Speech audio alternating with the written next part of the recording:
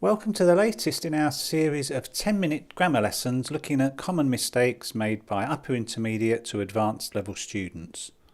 This video looks at the problem of word order when using adverbs. So what are adverbs?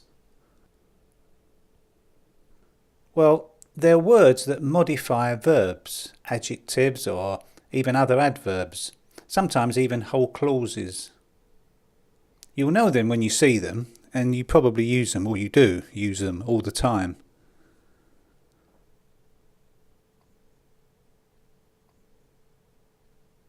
The problem students tend to have with these adverbs is where to put them in a sentence or a statement. For example, you'll often hear or read mistakes like this.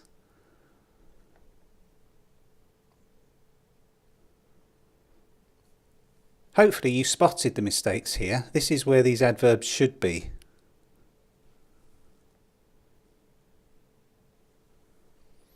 Now look at these 6 statements that were made by upper intermediate and advanced level English students. They all contain mistakes in word order. Where do you think the highlighted adverb should be? Stop the video and start it again when you've finished.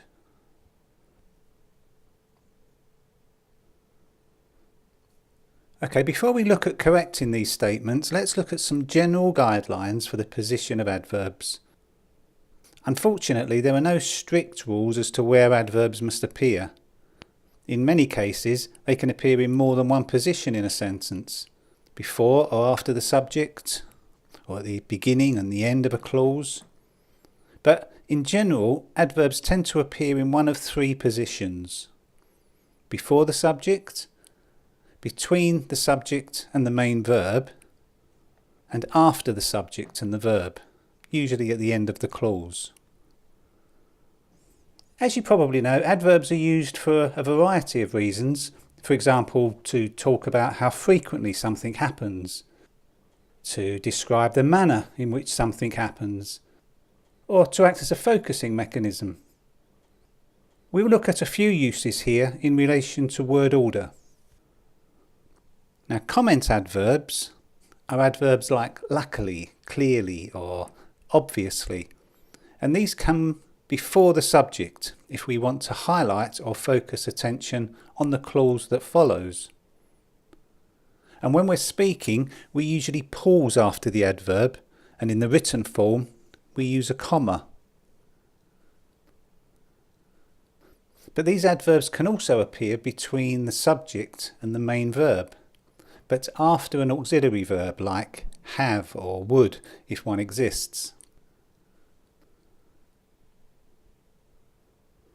Adverbs of frequency like always, sometimes, never, these usually go between the subject and the main verb, but again after the auxiliary verb or the verb to be.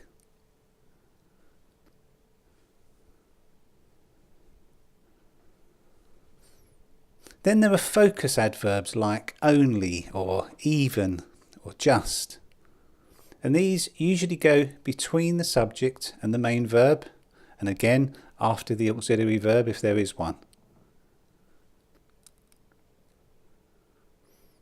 But if the adverb is used to describe the subject, it can go at the beginning.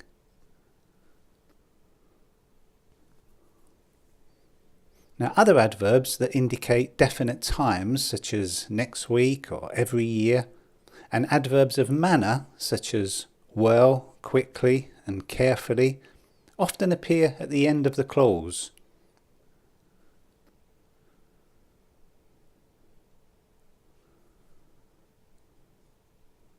Yet is another adverb that often appears after the verb at the end of the clause.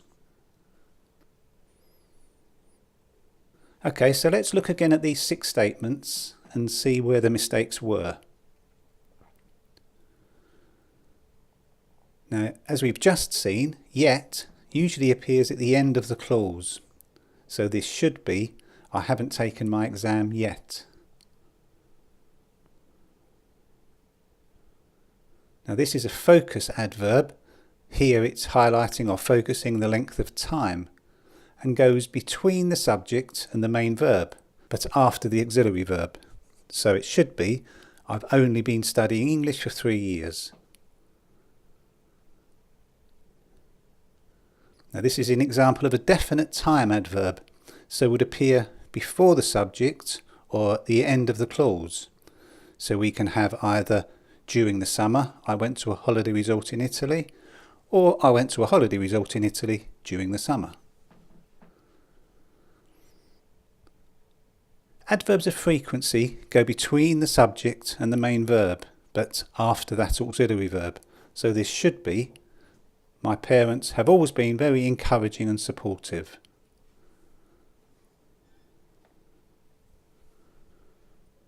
This is an example of a comment adverb and so comes before the subject.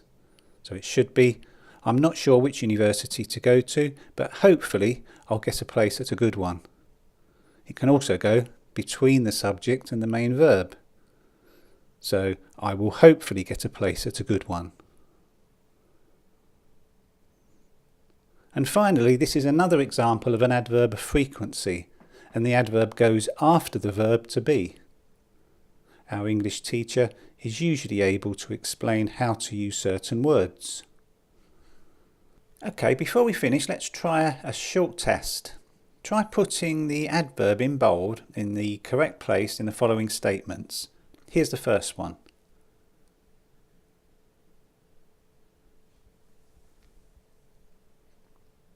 Okay, so this is an adverb of frequency, so should go between the subject and the main verb, but remember after the auxiliary verb. So it should look like this. Okay, try this one.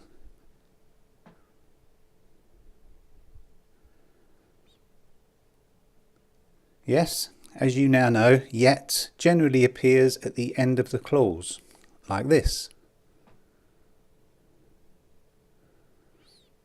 Okay, what about this one?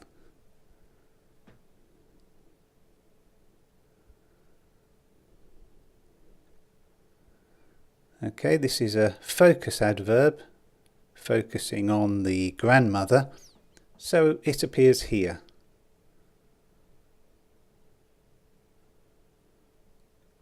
And finally, try this one.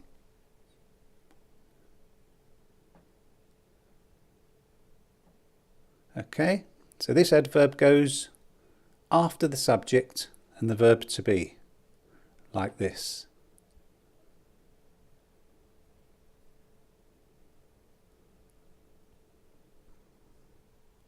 Okay, that's the end of this quick lesson on the position of some of the common adverbs.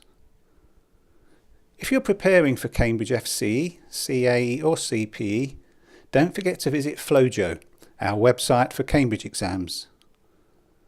IELTS students should head over to ieltsspeaking.co.uk for lots of free materials to help you prepare for the speaking paper. And finally, for general speaking practice, visit splendidspeaking.com. Speaking skills for advanced learners of English.